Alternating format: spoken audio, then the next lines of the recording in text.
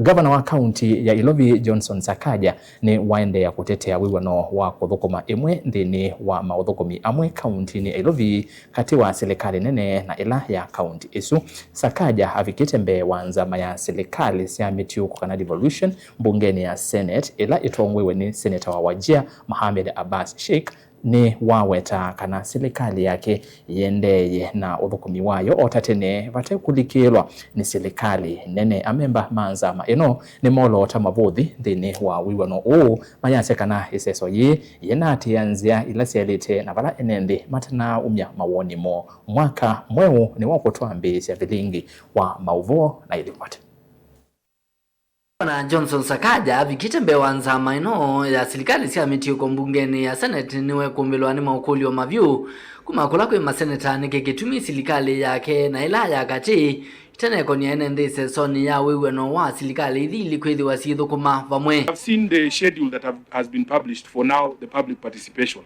The people of Nairobi are supposed to undertake that public participation tomorrow. Actually, it starts today at Charter Hall and then Friday in the constituencies.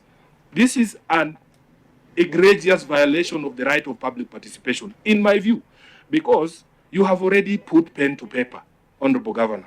And it is, the courts in Kenya have already ruled that when the Constitution requires public participation, it has to be meaningful.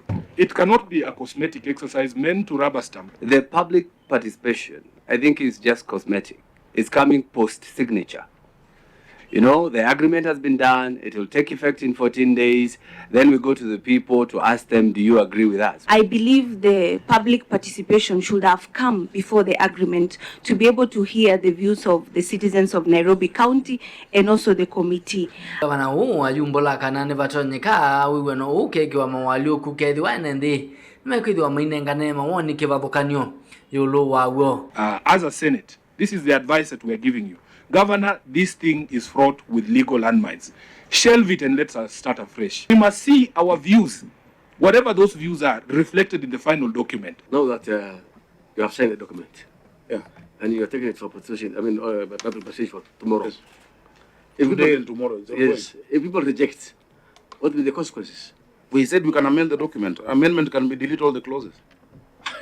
Ona uwe ovo Sakaja ni wathingilila kana mauthukumi ma Silikali yake mayikwoswa ni Silikali Nene ni wiw'ano uu nutetheesia maendeleo kuvikia enendi undu vailite. What is your problem? Is it that you don't have enough capacity, manpower to do this work, or it is money? There is no transfer of functions.